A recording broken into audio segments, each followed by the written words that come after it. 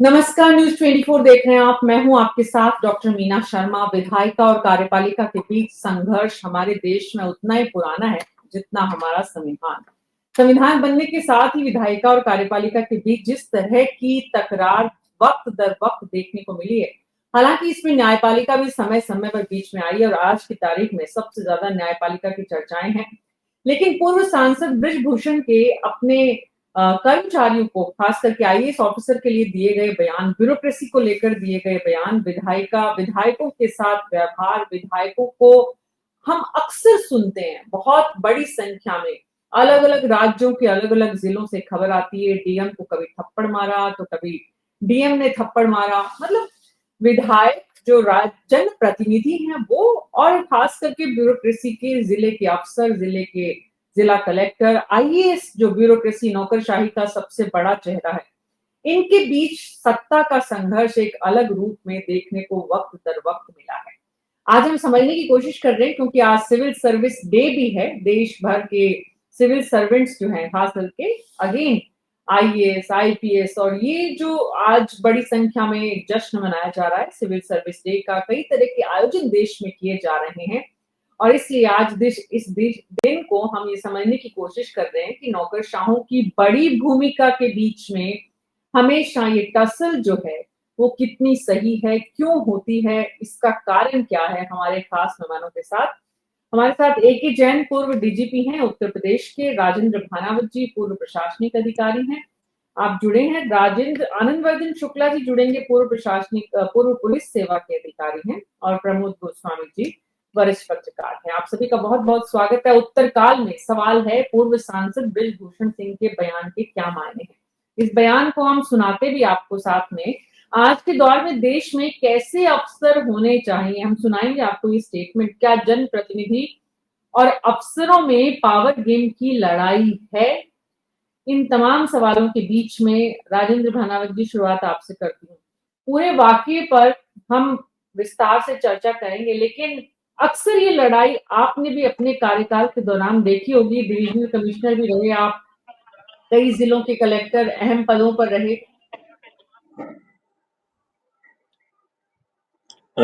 देखिए, इसमें कोई किसी तरह का कष्ट होना नहीं चाहिए। दोनों की भूमिका लोकतंत्र में महत्वपूर्ण है और शासन व्यवस्था चलती ही दोनों के समन्वय से है।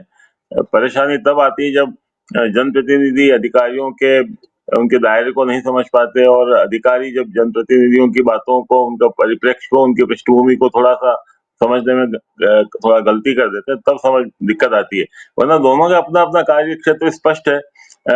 समस्या तब आती है बीना जी, जैसे शायद पिछले किसी प्रोग्राम में मैंने कहा था, बहुत सारे अधिकारी केवल पद और स्थान के लोभ और लालच में या अपने किसी तथाकथित अच्छी पोस्टिंग के कारण वो सारा काम करने को तैयार हो जाता है जो संविधान में उनसे अपेक्षित नहीं है या जो कानून कायदे में उनसे अपेक्षित नहीं है। वरना अगर वो लिखित में कोई प्रस्ताव दें जो बिल्कुल न्याय संगत हो, कानून सम्मत हो, तो बहुत, मेरा अपना व्यक्तिगत अनुभव है, बहुत कम लोगों में ऐसा करते हैं जनप्रतिनिधि भी, जो उसको लिखित में उस प्रस्ताव को उलट सकें, उसको खारिज कर सकें। अगर खारिज कर देते हैं तो फिर जिम्मेदारी जनप्रतिनिधियों की बनती है, वो उसका अपनी जिम्मेदारी ले रहे हैं अपने ऊपर। परेशानी केवल चाहते हैं, कई जनप्रतिनिधि चाहते हैं हम लिखेंगे कुछ नहीं, हम जो चाहेंगे हमारा इशारा समझ के सारे गलत काम कर दो, और अधिकारी वो काम करने को तत्पर हो जाते हैं, तब समस्या उत्पन्न होती है। और जब कुछ अधिकारी वैसा करने लग जाते हैं और जो वैसा नहीं करते हैं, तो उनको लगता है ये हमारे काम में बाधा उत्पन्न कर रहे हैं और फिर वो टकराव की स्थिति होती है। अगर अधिकारी एक वर्ग की तरह, आज सिविल सर्विस डे इस नाते सबका एक तरह से हम सभी अपने अंदर झांक के भी देख सकते हैं। अगर आप यूनिफॉर्मली काम कर रहे हैं, फेयरली काम कर रहे हैं, ट्रांसपेरेंट तरीके से काम कर रहे हैं, कानून कायदे के अनुसार काम कर रहे हैं, जनता के हित को सर्वोपरि मान करके काम करें, तो कोई कारण ही नहीं है। 38 वर्ष के सेवा काल में मैं तो ये कह सकता हूँ, ऐसा कोई अवसर नहीं आया होगा जब किसी प्रकार की कटुता उत्पन्न हुई होगी। ये हो सकता है हमने जो बात कही किसी को नहीं अच्छी लगी, तो वो ज्यादा से ज्यादा अगर उनको असुविधा है तो तबादले होते हैं, वो भी नहीं होने चाहिए वैसे तो, एक उसका भी प्रक्रिया होनी चाहिए, लेकिन वो हो सकता है। उसके लिए अगर अधिकारी तैयार हैं तो शायद किसी प्रकार के चक्राहट की कोई नौबत मुझे नहीं लगता है कि आनी चाहिए। दोनों के अपना अपना कार्य क्षेत्र है, अपनी अपनी लोगों की, जनता की अपेक्षा है, उस अपेक्षा पे खरा उतरे, तो कोई परेशानी होनी नहीं चाहिए मुझे, अगर समझ के काम करे। लेकिन उसके बाद भी परेशानी होती है समय समय पर। ब्रजभूषण सिंह जो पूर्व सांसद है, उन्होंने कहा कि क्या डीएम इतना पावरफुल है कि वो विधायक को उसके पैर छूने पड़े। एक ही जैन साहब, ये नौबत क्यों आई है? देखिए, जब भी कोई दो लोग साथ रहते हैं, आपस के विवाद उत्पन्न हो सकते हैं। मेरा ये मानना है कि सबसे पहले आपकी स्वयं की छवि अच्छी होनी चाहिए। आपकी स्वयं की छवि जनपद में अच्छी होनी चाहिए या जिस भी क्षेत्र में आप कार्यरत हैं। यदि आपकी छवि धूमिल है, आप एक बेईमान अधिकारी के रूप में जाने जाते हैं, तो आपसे 10 तरह की अपेक्षाएं नेता रखेंगे कि आप गलत काम करेंगे। एक बार अगर उन्हें पता रहता है कि this far and no further, तो वो फिर बहुत सी चीजें सरल हो जाती हैं। मुझे कोई सर्विस में बहुत ज्यादा इस तरह में इस फ्रंट पे कोई दिक्कतें नहीं आई, और आई भी तो उनसे निपटा गया। देखिए, उनका एक अपना प्रोटोकॉल है, उनका अपना एक स्टेटस है, आपको उनको इज्जत देनी चाहिए। उनको आप गलत तरीके का व्यवहार नहीं उनके साथ कर सकते हैं। और अगर कोई वो समस्या लेके आते हैं पब्लिक की, उनकी समस्या को सर्वोच्च प्राथमिकता देते हुए उसको समझना चाहिए और उस पे क्या एक्शन ड्यू है आपके लेवल पर, वो आपको करना चाहिए। उनकी बात को ध्यान से सुने, ऐसा ना लगे कि आप उनको नजरअंदाज कर रहे हैं, क्योंकि आफ्टर ऑल वो भी चुने हुए प्रतिनिधि हैं, लाखों पब्लिक को रिप्रेजेंट कर रहे हैं। और बाकी ये है कि जो उनको बता दिया जाए कि साहब ये इसमें संभव है, पर ये संभव नहीं है। जैसा अभी पूर्व वक्ता ने कहा कि आउट ऑफ द वे जाके ओब्लाइज करना और 10 तरह की बातें, और उनसे अपेक्षा रखना कि वो आपकी मदद करेंगे, तो फिर तो आप एक रैकेट में फंस गए और फिर आपको उस रैकेट के हिसाब से चलना होगा। मुझे 36-37 साल की सर्विस में यूपी में नेतागिरी बहुत मानी जाती है। मुझे कभी कोई ज्यादा प्रॉब्लम नहीं आई। ठीक है, कोई चीफ मिनिस्टर बदले, दूसरे चीफ मिनिस्टर आए, साइड लाइन कर दिए गए कुछ समय के लिए, पर मैंने नहीं देखा कि वो महीने, 1.5 महीने, 2 महीने से ज्यादा रहा। फिर आपकी कहीं ना कहीं कोई आवश्यकता महसूस हुई, आप वहां भेज दिए गए। ट्रांसफर्स ज्यादा होते हैं, ट्रांसफर्स ज्यादा होते हैं, ये बात सही है कि आप अगर किसी के पिट्ठू बन के रह रहे हैं, तो आप उस डिस्ट्रिक्ट में या रेंज में या जोन में लंबे समय तक रह सकते हैं। पर अगर आपका फेयर काम है, तो हो सकता है आपके ट्रांसफर जल्दी हो। उसका खामियाजा आपके बच्चों को जरूर भुगतना पड़ता है। आपको भी परेशानी आती है, आपकी फैमिली को भी परेशानी आती है, बार बार पैकिंग करना, दूसरी जगह जाके सामान खोलना। पर यह है कि it is all part of the game. मुझे कोई इस फ्रंट पे कोई बहुत ज्यादा परेशानी नहीं आई। लोग समझते हैं आपका आपका दृष्टिकोण, अपना दृष्टिकोण, और हमें उनका दृष्टिकोण भी समझना चाहिए कि उनकी क्या अपेक्षाएं हैं। और अगर गलत कार्य लेके आ रहे हैं, तो मेरा तो ये मानना है कि बिल्कुल स्पष्ट रूप से मना कर देना चाहिए कि नहीं साहब, ये हम नहीं कर सकते हैं।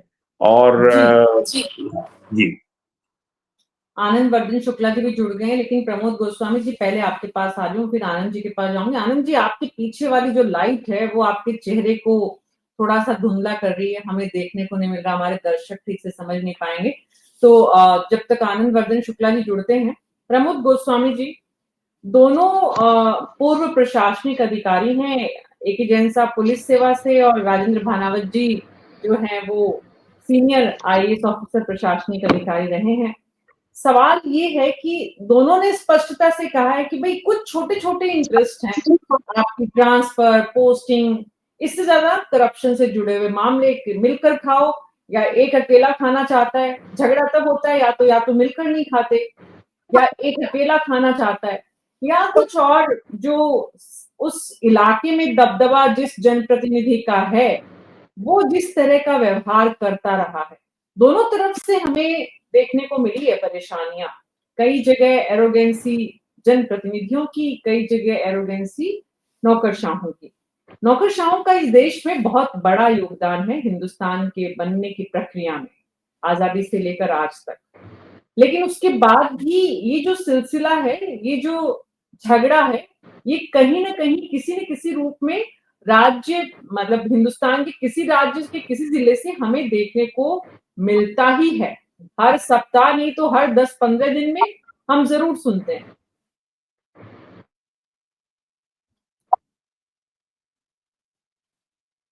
ऑडियो ऑन करिए सर। मीना जी, ये बात सही है कि हमारे जो अधिकारी हैं, नौकरशाही है, वो चाहे वो प्रशासनिक हो और चाहे वो पुलिस की हो, वो उसका इस देश के विकास में निश्चित रूप से बहुत बड़ा कंट्रीब्यूशन है, क्योंकि वो धरातल पर काम को कैसे बेहतर ढंग से और कैसे हो सकता है, ये हमारी जो अधिकारी वर्ग है, ये जिम्मेदारी उनकी है और वो बखूबी निभाते भी रहे हैं। इसमें भी कोई दो राय नहीं। उनकी जो अगर आप कहें कि कंट्रीब्यूशन की बात है, वो बहुत ज्यादा कंट्रीब्यूशन रहा है और शायद आपका माइक आज ऑफ है सर। नहीं, माइक तो खुला है। आप आवाज आ रही है? नहीं सुन पा रहे, हम सुन पा रहे हैं। राजेंद्र भानावत जी, आप सुन पा रहे हैं? नहीं, मुझे भी आ रही है आवाज, मुझे आ रही है। आनंद जी, जी, जी। आपका ऑडियो में एक बार चेक करिए दोबारा प्लीज। एक जैन साहब, आप सुन पा रहे हैं? जी, मुझे आवाज आ रही है। जी प्रमोद जी। तो हाँ, तो वो बिल्कुल उनके कंट्रीब्यूशन को नहीं नकारा जा सकता, इसमें कोई दो राय नहीं। लेकिन अगर आप देखें, जहां तक मुझे भी एक लगभग 40 वर्ष हो गए हैं, मैं पीटीआई जैसी बड़ी संस्था में यहाँ हेड भी रहा हूँ और बहुत सारे अधिकारियों से मेरे संबंध भी रहे, उनके कार्यप्रणाली को भी नजदीक से देखने का मौका मिला है मुझे। लेकिन लगभग 2-2.5 दशकों से मीना जी, जो नौकरशाही का दलीकरण हो गया है, ये सबसे बड़ी समस्या ये हो गई है कि अब नौकरशाह जो है वो नौकरशाह नहीं रह गया है, अब वो दल की निष्ठा से बंध गया है कि वो जो सरकार आती है, उस सरकार के दलीय निष्ठा जो उसकी पनपने लगी है अच्छी पोस्टिंग के लिए, उसके बाद फिर वो दल के हिसाब से, दल की मर्जी के हिसाब से, वहां के मुख्यमंत्री को क्या पसंद है, वहां के मंत्री को क्या पसंद है, वहां के विधायक को क्या पसंद है, वो हिसाब से जो काम करने लगा, तब से ये कंट्रोवर्सी शुरू हुई है। और उसको लेके हम जो ब्यूरोक्रेसी जो है, वो एक सवालिया निशान उसके ऊपर खड़ा होने लगा। और ऐसे नाम नहीं लेना चाहूंगा, ऐसे बहुत से उदाहरण मैं दे सकता हूं, या मेरे पास बहुत से अधिकारियों के ऐसे, मैं खाली मतलब एक आपको 2 उदाहरण अभी छोटे से, एक ताजा और एक बहुत पुराना दिए दे रहा हूँ। फर्रुखाबाद में एक जिलाधिकारी थे, बाद में वो राज्यपाल भी हो गए, यहाँ के प्रमुख सचिव गृह भी रहे वो। वहां पर उन्होंने मन्ना डे का एक कार्यक्रम किया, तो फर्रुखाबाद अपराध बाहुल्य जनपद रहा है, वहां उन्होंने उसको करने के लिए लाइसेंस आर्म्स के बेशुमार बांट दिए, उसको लेकर वहां लिखा गया, उसकी जांच हुई और जांच के बाद उनको कभी डीएम की इंडिपेंडेंट पोस्टिंग नहीं दी गई। ये बात अलग है कि बाद में वो गवर्नर भी हो गए, लेकिन एक दौर वो भी था कि तब अगर कोई ऐसी शिकायतें आती थी अधिकारियों की, तो उस पर एक्शन होता था, या अगर कोई उसका चहेता भी है तो भी उसको फिर वो पोस्टिंग वगैरह नहीं दी जाती थी।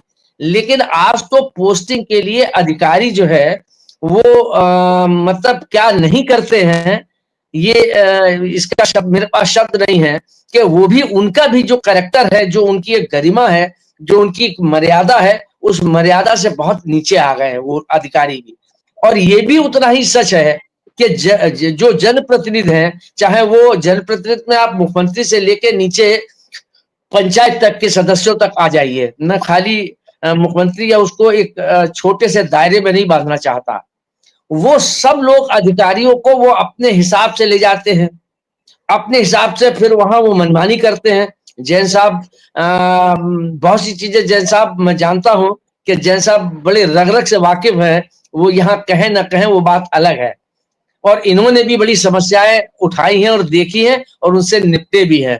लेकिन अब वो सामर्थ्य नहीं रह गई है कि उनसे वो निपट सके या वहां वो बोल्ड एक डिसीजन ले सके।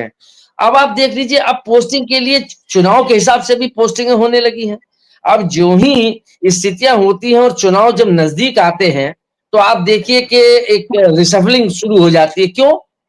क्या वो अधिकारी इस लायक नहीं है? अगर उसको लगा अगर वो ईमानदारी से काम कर रहा है या कहीं गलत को गलत कहने की सामर्थ्य रख रहा है, तो जानते हैं कि पूरे इलेक्शन में मामला दिक्कत हो जाएगी। तो ड्यूरिंग इलेक्शन फिर वो चेंज हो जाते हैं। वो जैन साहब को हटा के गोस्वामी जी बैठा दिए जाते हैं, या गोस्वामी जी को हटा के और किसी को बैठा दिया जाता है, उनको हटा दिया जाता है। तो अधिकारियों की भी मजबूरी है कि ये जो नेता हैं, मुख्यमंत्री हैं, दलीय लोग हैं, ये सब लोग अपनी सुविधा के लिए उनका दुरुपयोग करते हैं, और अधिकारी भी अब उसमें रम गए हैं। उनने कहा दुरुपयोग होना है तो अब बेहतर पोस्टिंग लो, उसके बाद जो करना है वो करेंगे, आलोचना हुआ करे तो हुआ करे। तो ये जो स्थिति है पूरे सिस्टम में भांग पड़ गई है, ये कहने में मुझे कोई गुरेज नहीं है। अभी ले लीजिए ये अभिषेक प्रकाश जी का मामला, लेटेस्ट अभिषेक प्रकाश जी का ले लीजिए। ये कई जगह के डीएम रहे, मैंने एक आपको दिया था कि उनको चार्ज नहीं दिया गया। अभिषेक प्रकाश जी लखनऊ के डीएम रहे, लखीमपुर के रहे, बरेली के रहे, वहां के डीएम रहे, और हर जगह शिकायतें आई, लेकिन प्राइम पोस्टिंग मिलती रही उनको। क्यों? किसकी वजह से? वो मैनेज करते रहे, और वो मैनेजमेंट में सरकार उनको उपयोग करती रही। कहीं ना कहीं उनके दलीय, कहीं ना कहीं उनके वो जो लिंक थे, ये जो है। और अब ये भी नहीं, ये भी मुझे कहने में संकोच मीना जी नहीं है कि अब तो अधिकारी अपनी प्राइम पोस्टिंग के लिए मोटी मोटी रकम देते हैं। ये कड़वा सच है, हालांकि अप्रिय जरूर लगेगा, लेकिन ये समाज का ट्रांसफर इंडस्ट्री तो बहुत बड़ी ग्रोइंग इंडस्ट्री यही है। अभी जो नहीं, इसमें एक क्योंकि बड़ा नहीं, इसमें एक चीज और, खाली एक सेकंड मुझे दे दीजिए। अभी जो सांसद ब्रजभूषण सिंह जो पूर्व सांसद है, उन्होंने कहा कि पैर जनप्रतिनिधि पैर छू रहे हैं। अब आप बताइए, मतलब यहाँ ब्रजलाल साहब भी डीजीपी रहे, जैन साहब उसमें और चीजें दे सकते हैं अगर चाहें तो। मतलब ब्रजलाल साहब ने जिनको मतलब सड़क पर डंडों से पीटा और उसको वो माननीय हो गए, तो अब क्या बता स्थिति है? वो लोग माननीय कौन बना रहा है? कोई जैन साहब ने तो नहीं बनाया। उन्होंने नहीं सोचा कि ये क्यों माननीय इनको बनाया जाए जब ये इतने गुंडे हैं, मवाली हैं। तो ये पूरा सिस्टम, जो मैंने कहा ना, पूरे सिस्टम में भांग घुली हुई है। उसमें खाली अधिकारियों को दोष देना ये भी मुनासिब नहीं होगा। कहीं ना कहीं अधिकारी और इनका जो एक नेक्सस है, ये भी कहने में मुझे संकोच है, एक नेक्सस बन गया है। अच्छा, तीसरी बात महत्वपूर्ण ये है कि अब पोस्टिंगें भी योग्यता के आधार पर कम होती हैं। जातिगत आधार पर, जातिगत समीकरणों को बैठाने के लिए राजनीतिक दलों ने भी एक व्यवस्था कर रखी है। ये सारी चीजें, एक नहीं बहुत सी चीजें मीना जी, जिसको बड़ा व्यापक रूप से चीजें कही जा सकती हैं, प्रमाण के साथ बताई भी जा सकती है। जी बिल्कुल। आनंद वर्धन शुक्ला जी, पूरे कुएं में भांग है, और कुआं इस समाज ने बनाया हुआ है। समाज से ही जनप्रतिनिधि निकलते हैं, इसी समाज से ब्यूरोक्रेट निकलते हैं। जनप्रतिनिधियों के रिश्तेदारों के बच्चे भी होते हैं, जानने वालों के बच्चे भी होते हैं, समाज में कुछ ऐसे भी होते हैं जो विपरीत विचारधारा के होते हैं। तो समाज जैसा है वैसी ही विधायिका और वैसी ही कार्यपालिका है। आदरणीय जैन साहब ने बहुत अच्छे से बताया। जैन साहब, बड़ा अच्छा परिवर्तन देखने को आ रहा है कि पहले अधिकारी जाके मिनिस्टर्स के पांव छुआ करते थे, यूपी में परिवर्तन हो गया, मिनिस्टर बहुत सही जो है वो उनके पांव छूने लगे। पहले वाली कल्चर थी, मैंने देखा है सर, मैंने बरेली के सर्किट हाउस में देखा है, एक एसएसपी साहब दंडवत एक मिनिस्टर को पांव छू रहे थे, मैंने अपनी आंखों से देखा है। मैंने सोचा यार हमारे राजस्थान में तो ऐसा नहीं होता है।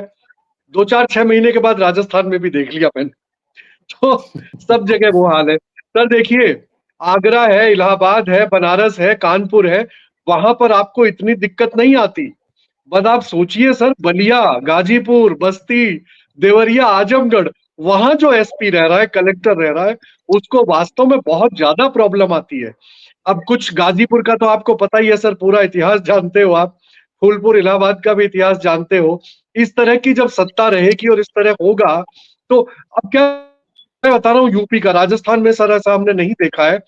3-3, 4-4 महीने में एसपी एक दूसरे को बधाई दे रहे हैं कि बधाई हो, आपको 3 महीने पूरे हो गए। अब वो स्थिति बदली है, अब एसपी कलेक्टर भी 2-2 साल 3-3 साल रह रहे हैं। स्थिति बदली है। लेकिन अगर एसपी कलेक्टर अपना पोस्टिंग ही मैनेज करते रहेंगे तो क्या होगा सर? इसी तरह करना पड़ेगा। लेकिन एमएलए एमपी को जो अपनी स्वीकृत राशि है एमएलए फंड की, एमपी फंड की, डीएम से टाइम पे पास करवानी है सर, विश्वास कीजिए उनको डीएम के सामने सच में झुकना पड़ता है कि टाइम पे उनका पास हो जाए, उनका प्रोजेक्ट पास हो जाए, उनकी फाइल पास हो जाए, होता है। तो ये सब चेंजेस हैं। ब्रजभूषण जी किसी वजह से ही रहे होंगे, उनका फोन अटेंड नहीं किया। मेरे यहाँ सर एक एडिशनल डीजी थे क्राइम ब्रांच के, नाम लेने से कोई फायदा नहीं है। एक मिनिस्टर जो होम मिनिस्टर थे, उन्होंने पब्लिकली कहा सर कि एडिशनल डीजी क्राइम मेरा फोन नहीं उठाता है। क्या करेंगे आप? कुछ ना कुछ स्थिति ऐसी है। अगर अधिकारी अच्छे से काम करेगा, सर हम भी जिले में रहे हैं, एमएलए ने हमको लिस्ट दी कि इनको थाने में लगाया जाए, मैंने कहा लगा दो कोई दिक्कत नहीं है, लेकिन रिकॉर्ड देखा तो कोई ट्रैप होके आया है, किसी खिलाफ विभागीय जांच चल रही है, मैंने एक को भी नहीं लगाया। वो एमएलए साहब मुझसे खफा हो गए, चलता है कोई दिक्कत नहीं है। एमएलए साहब ने मुझे फोन पे कहा कि तुम्हें XYZ जिले में रहना है कि नहीं। अब क्या जवाब दूं मैं उनको? मैंने बड़े हिम्मत के साथ पोलाइटली बट बोल्डली उनको कहा कि सर आपने अगर इस जिले में लगाया तो हटा दीजिए, मैं जहां भी रहूंगा एसपी रहूंगा। आई डोंट केयर कि मुझे जिले में रहना, जहां भी रहूंगा एसपी रहूंगा। तो बहरहाल आपकी छवि आपसे आगे पहुंच जाती है। जिस जिले के एसपी का ट्रांसफर होकर दूसरी जगह जाता है, पब्लिक कहती है यार ये नो नॉनसेंस टाइप एसपी आया है, ये बकवास नहीं सुनेगा, ये सिफारिश नहीं सुनेगा।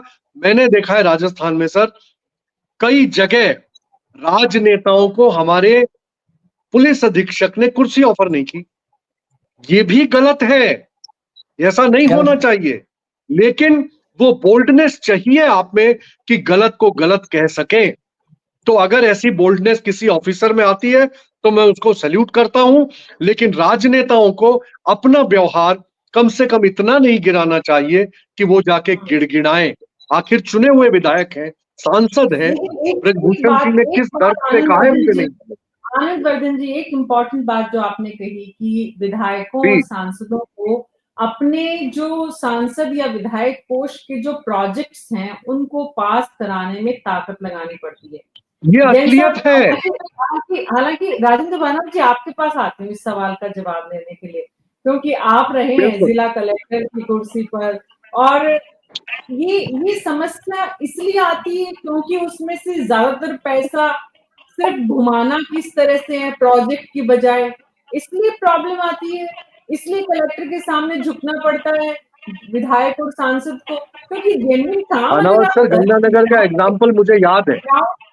ग्राउंड पे अगर आप काम कर रहे हैं, काम दिख रहा है, तो कलेक्टर की क्या मतलब हिम्मत कि वो अच्छे काम की एवज में फाइल को आगे नहीं बढ़ाए, रोक दे। नहीं देखिए, कोई मुझे अभी जैन साहब ने कहा था छवि बहुत महत्वपूर्ण है। एक जैसे कहा जाता है स्टील फ्रेम ब्यूरोक्रेसी, कहा था किसी जमाने में सरदार पटेल ने इसको। आज वो स्टील फ्रेम में लकड़ी की हो गई, हाँ लकड़ी की हो गई, और लकड़ी में भी दीमक वाली लकड़ी बन गई है। तो दिक्कत ये है जब अगर दीमक जैसी, हाँ रबर की हो कुछ भी हो गई, तो ये दोष देखिए अधिकारियों को क्लास भी सोचना पड़ेगा कि ऐसा क्यों एरोगेंस आई उनमें, क्यों इस प्रकार के सबमिसिवनेस हुए, क्यों। तो ये अगर खुद में कमजोरियां हैं तो कोई वर्ग उसका लाभ उठाएगा, ये मान के चलना चाहिए। आप अगर इस प्रकार की कमजोरियां नहीं रखते हैं और अगर बिल्कुल सीधी तरह से काम करते हैं, कहीं कोई दिक्कत नहीं आती। जब जैन साहब ने कहा, उन्होंने भी 36-37 साल काम किया राजस्थान में, मैंने भी करीब 38 वर्ष तक काम किया। ऐसी कोई कुछ शायद राजस्थान की परिपाटी शायद दूसरे राज्यों से थोड़ी अलग भी हो सकती है, परस्पर आदर का भाव सामान्यतया रहा है यहाँ पर।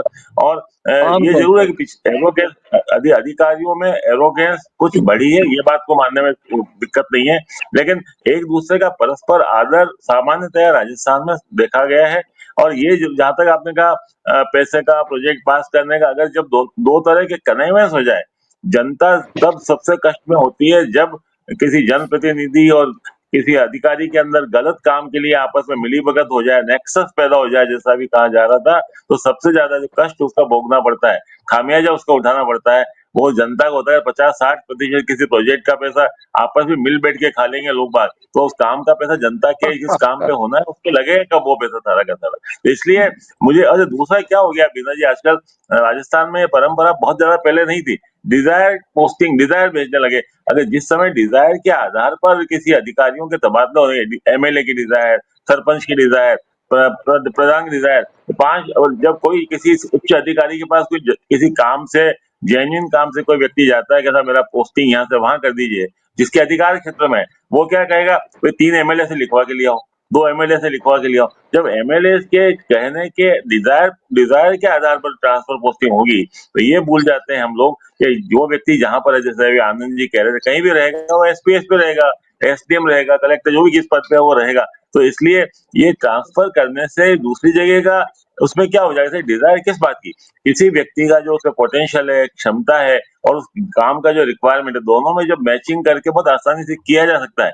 पहले मैं जब नौकरी में आया तो मैंने 74 में सर्विस ज्वाइन की थी, तब और अब में खूब सब नदियों में पानी बहुत बह गया तब से अब तक। तो उस समय जो परस्पर एक थोड़ा एक आदर भाव था, उसकी कमी है नहीं, उसकी जिम्मेदारी मुझे लगता है केवल जनप्रतिनिधियों की नहीं है, अधिकारी भी बराबर के जिम्मेदार हैं इस प्रकार की गिरावट के लिए। इसमें कोई मानने में मुझे संकोच नहीं होता है, और इसमें समझना चाहिए अधिकारियों को, उनकी इज्जत तभी बनी रहेगी जब अच्छा काम करेंगे और जनहित में काम करेंगे, परस्पर आदर रखते हुए काम करेंगे।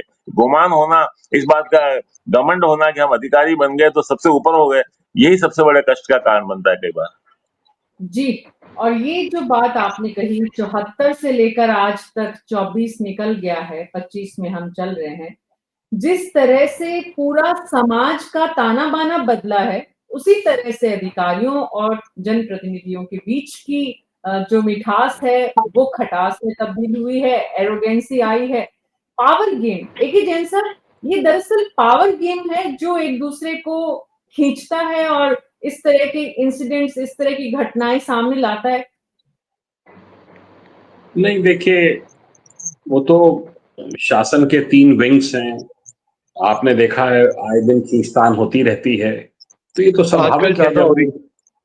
जब 3 लोग 4 लोग साथ में रहेंगे तो कोई ना कोई विवाद किसी ना किसी मुद्दे पे होता रहेगा, और उनको रिजॉल्व भी किया जाता है। इसी प्रकार मेरा मानना है कि समय बदला है, मैं उत्तर प्रदेश में देख रहा हूँ, समय बदला है और परिवर्तन आ रहा है, और बहुत से अधिकारी यंग बहुत अच्छा भी कार्य कर रहे हैं। बड़ा अफसोस होता है सुनकर, कुछ नए-नए अधिकारी जो आ रहे हैं फील्ड में, वो प्रारंभ से ही भ्रष्ट हैं और किसी न किसी नेता को पकड़े हुए हैं।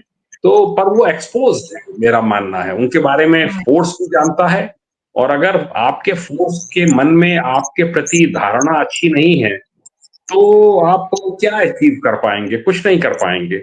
मेरा ये मानना है कोई फर्क नहीं पड़ता है, देखिए जैन साहब, उनको कोई फर्क नहीं पड़ता है कि पब्लिक क्या सोचती है, हमारी धारणा क्या है, हमारे लिए नैरेटिव क्या बना हुआ है।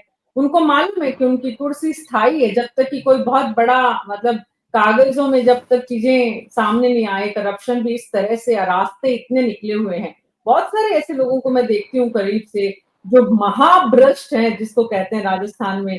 आनंद वर्धन जी और राजेंद्र भानावत जी मेरी बात से सहमत होंगे। उत्तर प्रदेश में आई एम श्योर आप देखते हैं, प्रमोद गोस्वामी जी के सामने उदाहरण है कि महाभ्रष्ट ऑफिसर्स जो हैं वो चौड़े में घूमते हैं एकदम बढ़िया से। देखिए, वो हर की अपनी ये है कि किसको किसमें सेटिस्फेक्शन है। मैं तो रिटायर होने के बाद मैं देखता हूँ बहुत से लोग मेरे से मिलने आते रहते हैं। लोग कहते हैं कि रिटायरमेंट के बाद कोई मिलने नहीं आता। मैं तो रिटायरमेंट के बाद ज़्यादा बिज़ी हूँ रिटायरमेंट से पहले से। बीसियों लोग आते हैं मिलने, बात करते हैं, पुराने एक्सपीरियंसेस शेयर करते हैं। बहुत से ऐसे लोग आते हैं जिनको मैंने कभी काम किया होगा, मुझे धन्यवाद देने अब आते हैं। तो बड़ा अच्छा लगता है, और बहुत से फोर्स के ऐसे लोगों से बात होती है, जब उनसे बात होती है तो वो मुझे बताते हैं कभी-कभी कि आपने उस स्टेज पे हमारी मदद की थी, ये किया था और ये आपकी के प्रति धारणा थी फोर्स में। तो you feel very happy about it. ये डिपेंड करता है कि आपकी हैप्पीनेस किसमें है। आपकी हैप्पीनेस मटेरियल थिंग्स में है तो ठीक है, आप अपना उसमें खुश रहिए। पर जिसके लिए आप चुने गए हैं, जिसके लिए इसको स्टील फ्रेम ऑफ इंडिया कहा जाता था, आप उससे बहुत बड़ा धोखा कर रहे हैं। आप उससे बहुत बड़ा आप गद्दारी कर रहे हैं, मेरा मानना है। आपको इससे अच्छा तो आप अपना जॉब को छोड़ के अपना कोई बिजनेस करिए। मैं तो अक्सर कहता हूँ कि भाई बिजनेस करिए, या आप आईआईटी से पढ़े हुए हैं, आप डॉक्टर हैं, आप इंजीनियर हैं, किसी अच्छे इंस्टीट्यूट से, तो आप प्राइवेट जॉब ले लीजिए, आप उसको करिए। आप अगर ये सोच रहे हो कि वो स्टैंडर्ड्स आप अचीव कर सकेंगे जो आपके साथ के लोग प्राइवेट सेक्टर में जाके अचीव कर लिए हैं, तो वो संभव नहीं है। हाँ, पर यहाँ पर एक आपको मान्यता मिलती है, एक आपका नाम रोशन होता है, आपके परिवार का नाम रोशन होता है, लोग खुश होते हैं जब आप उनकी मदद करते हैं, आपको इंटरनल सेटिस्फेक्शन बहुत मिलता है जब आप कहीं पर लोगों की मदद करते हैं। तो मेरा तो ये मानना है कि हर किसी की अपनी अपनी सोच है। जो करोड़ों कमाकर खुश है तो ठीक है, वो खुश रहे, पर यह है कि सेटिस्फेक्शन के लिए आईएएस और आईपीएस की ऐसी सर्विसेज हैं जहां पर आप बहुत कंट्रीब्यूट कर सकते हैं, और बगैर नेताओं को खुश किए कंट्रीब्यूट कर सकते हैं, और नेता भी बाध्य होंगे कि वो आपकी बात को सुने, क्योंकि जब पब्लिक आपके साथ होती है, जब आपकी छवि अच्छी होती है, तो वो भी आपके ऊपर हाथ डालने से पहले 10 बार सोचते हैं। लेकिन उसके बाद भी जो नई पीढ़ी आ रही है वो खुलकर अगर भ्रष्टाचार में लिप्त है, तो इसका मतलब प्रमोद गोस्वामी जी, पूर्व सांसद बृजभूषण सिंह का ये बयान ब्यूरोक्रेसी ने भी कहीं ना कहीं जिस तरह की एरोगेंसी लगातार बढ़ रही है उसकी गवाही दे रहा है। नहीं मीना जी, ये बिल्कुल सही है भी। जैन साहब ने बात कही कि ये बड़ी अच्छी बात कही उन्होंने, कि ये अपने अपने सेटिस्फेक्शन की बात है कि कोई कमाने में सेटिस्फेक्शन है, कोई अपनी दायित्व निभाने में उसको सेटिस्फेक्शन है। तो ये जो सेटिस्फेक्शन की डिफिनेशन बदली है, वो सबसे बड़ी है कि अब उसको जो हमारे नई टीम आ रही है वो ऐसा नहीं है, उसमें नई टीम में बहुत अच्छे लोग भी आ रहे हैं, प्राइड लोग भी हैं, वो लोग भी कर रहे हैं। वो भी एक दौर था कि जब आईएएस एसोसिएशन ने ये तय किया था कि साहब जो हमारे बीच के 5 या 10 भ्रष्ट हैं उनके नाम हम उजागर करेंगे, और यूपी में उसमें हुआ कुछ था। उस समय जी जी जी जी जी जी जी जी तो वो भी एक दौर था। तो वो दौर के अधिकारी भी थे जो एसोसिएशन के अध्यक्ष थे, जनरल सेक्रेटरी थे। उन्होंने ये रखा कि नहीं, हमारे बीच में ये जो अवधारणा बदल रही है, जो एक हमारी एक छवि थी उसको धक्का लग रहा है, इसलिए ऐसे लोगों को एक्सपोज किया जाना चाहिए। तो वो भी एक सोच है, ये काम करने का तरीका है। तो अब असल में जो राजनेताओं का भी तौर तरीका बदल गया है। अधिकारी अगर काम करना भी चाहें तो उनको उनके दबाव रहते हैं, वो काम नहीं कर पाते हैं। जैसा कि मैंने पहले भी आपसे कहा कि अब वो पोस्टिंग के खाली विकास कार्यों के लिए ही पोस्टिंग नहीं होती है। अब तो राजनीतिक दल अपने हित साधने के लिए भी ऐसे लोगों की पोस्टिंग करते हैं कि उस जिले में या प्रदेश के जिलों में हमारे हित का साधन कैसे कर सकते हैं। तो ये सारी भी चीजें, और ऐसा भी है कि रामपुर में जो ये मामला हुआ उसमें वहां के भी अधिकारी थे, उन्होंने भी एक बोल्ड स्टेप लिया और बगैर किसी दबाव के उन्होंने काम किया।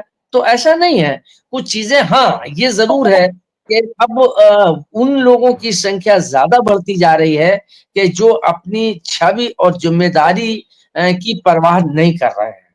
और वही राजनीतिक दलों, किसी के राजनीतिक दल को भी अब अप्राइड अफसर नहीं चाहिए, ईमानदार अफसर नहीं चाहिए, ईमानदारी से काम करने वाला, सही को सही कहने वाला अफसर नहीं चाहिए।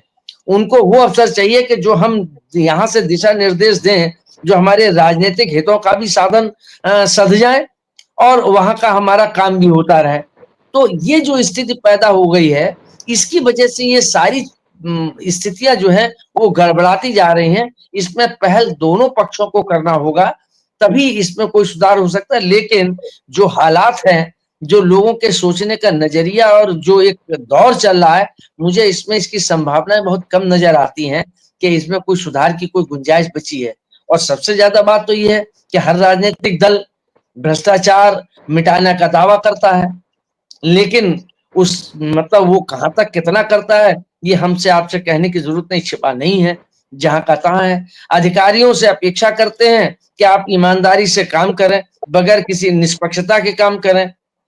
लेकिन फिर हम जो कहें वो भी करते रहे तो वो निष्पक्ष ना हो। आपका जो है वो गैर कानूनी काम भी कर रहे हैं और जनता का हम निष्पक्षता बरते हैं। तो ये दो दोहरे मापदंड जो हो गए हैं वो भी एक ऐसी जो स्थिति है प्रमोद गोस्वामी जी, ऐसी जो स्थिति है जहां उम्मीद कम है, जहां सब कुछ दिख रहा है, नई पीढ़ी खास करके जो आ रही है उसमें ज्यादातर संख्या जो है वो इस तरफ ज्यादा है। आनंद बर्धन शुक्ला जी, पूरी व्यवस्था में जब भांग है तो इस वक्त ज्यादा ब्यूरोक्रेसी में आने वाले नौजवानों को कौन सी बातों को समझने की जरूरत है, क्या करना चाहिए कि ब्यूरोक्रेसी कार्यपालिका के जो लोग हैं वो अपनी जिम्मेदारी को ठीक से निभाएं? ये सही ऑब्जर्वेशन है कि नए लड़के जो आ रहे हैं उनसे हमें उम्मीद ज्यादा है, और मैं ये मान के चलता हूं जिन नए एसपीज और कलेक्टर्स को मैंने काम करते जिले में देखा है, विश्वास करिए 70 to 80% शुरुआती दौर में वो बहुत अच्छा काम कर रहे हैं। मतलब पॉलिटिशियंस की इज्जत भी कर रहे हैं, काम भी कर रहे हैं, रिजल्ट भी अच्छा दे रहे हैं। लेकिन अभी भी नए लोगों में, पिछले दिनों मुझे एक पड़ोस के स्टेट में देखने को मिला, एक नया लड़का जो अभी अभी लगा है, इतना ज्यादा करप्शन में इन्वॉल्व, पूरे जिले में उसकी चर्चा हो रही है, उसको पता नहीं चल रहा कि उसकी चर्चा हो रही है। तो ये सारी व्यवस्थाएं सुधरनी चाहिए। उम्मीद है कि नई पीढ़ी जहां नेशनल पुलिस एकेडमी में, लवासना में जहां इनको ट्रेनिंग दी जाती है, वहां अच्छे से अच्छे ऑफिसर्स मौजूद हैं जो इनको बताते हैं, समझाते हैं, पर फिर भी वही छवि की चर्चा चलने लगती है। निश्चित रूप से इसमें सुधार की आवश्यकता है। आज से 50 साल पहले भी थी, आज भी है, और आने वाले 50 साल के बाद भी रहेगी। इंडिविजुअल का अपना अपना नजरिया होता है, लेकिन वो जो स्टील फ्रेम बनाने की बात है, आज मैं महसूस करता हूं, हड़ौत साहब महसूस करते हैं कि जैन साहब महसूस करते हैं, इसकी जरूरत है। वास्तव में हमें अच्छा प्रशासन देने के लिए अपने में चेंजेस लाने ही पड़ेंगे, इसका कोई विकल्प नहीं है। Thank you Meena ji. राजेंद्र भारावत जी, बहुत संक्षेप में क्या करें कि नई पीढ़ी 50 साल बाद आज से बदतर स्थिति में नहीं आए? हम तो शायद नहीं देख पाएंगे, लेकिन हमारी नई अगली पीढ़ी जो देखेगी वो इतनी बदहाली नहीं देखेगी। आपने जब कहा तो मुझे मेरा किस्सा ध्यान, एक छोटे से एक सेकंड में ध्यान आ रहा है। एक जिले से कलेक्टर के रूप में जो मेरा तबादला हुआ, तो अखबार की हेडलाइंस आज भी मैं संभाल रखा उस अखबार हेडलाइंस थी, मेरे तबादले से नेताओं को राहत, जनता में रोष। तो इससे बड़ा सर्टिफिकेट हमको क्या चाहिए उसके अंदर बाद में? तो देखिए, और अगर जहां तक आपने कहा इसके लिए क्या करना पड़ेगा, तो मीडिया और समाज को उन लोगों को प्रतिष्ठा देना सीख, मीडिया का भी रोल बहुत बड़ा है।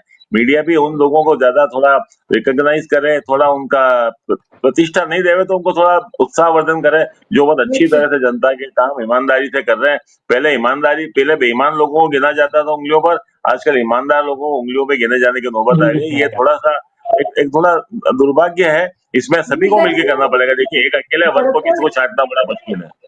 दरअसल क्या है कि जब घर में कोई भी परिवार का सदस्य, कोई भी हो, वो बेटा, बेटी, बहू, जब वो इस तरह से खूब सारे पैसे लाता है जो उसकी आय से अधिक हैं, तो सारे लोग उस पैसे को एंजॉय तो करते हैं और सारे लोगों को ये पता भी होता है कि ये कहां से और कैसे आ रहा है, लेकिन उस समय उनमें से कोई भी रिएक्ट नहीं कर रहा क्योंकि सबके हित पूरे हो रहे होते हैं। बात ये है कि हमारा समाज जो है वो अपने हितों से इस तरह से जुड़ गया है और इस तरह से लाचार हो गया है कि हमें आज चाहे नौकरशाही हो, चाहे हमारे राजनेता हो, उनकी ऐसी तस्वीर देखने को मिल रही है। आज तो चिंता का विषय है, लेकिन आने वाले समय में ये चिंता कितनी ज्यादा और परेशानी का कारण बनेगी, इसको सोचते हुए हमें आज इस पर कैसे सुधार की प्रक्रिया हो, उस पर जरूर गौर करना चाहिए। और इसीलिए हम इस तरह के कार्यक्रमों का आयोजन करते हैं न्यूज़ 24 पर, ताकि समाज में जो संबंधित तमाम स्टेक होल्डर्स हैं वो इस बात को सुने, समझे, गौर करें, और थोड़ी सी भी सूरज की जो रोशनी है वो अगर वहां तक चली जाए तो हमारा प्रयास सफल है। आप सबका बहुत बहुत शुक्रिया इस चर्चा में शामिल होने के लिए। कुल मिलाकर जो बात समझ में आ रही है वो ये कि इस वक्त तमाम समाज को एक नए सिरे से, जिसको कहते हैं कंप्लीट पैराडाइम शिफ्ट, वहां सोचने की जरूरत है। समाज जैसा है वैसी ही तस्वीर विधायिका और कार्यपालिका की बनती जा रही है। इन दोनों को अपनी अपनी जिम्मेदारी को ठीक से समझते हुए अपने अपने काम को करना और एक दूसरे के प्रति सम्मान को बनाए रखना और एरोगेंसी को खत्म करना ही इसका सबसे सरल समाधान है। न्यूज़ 24 पर अभी मेरे साथ इतना ही।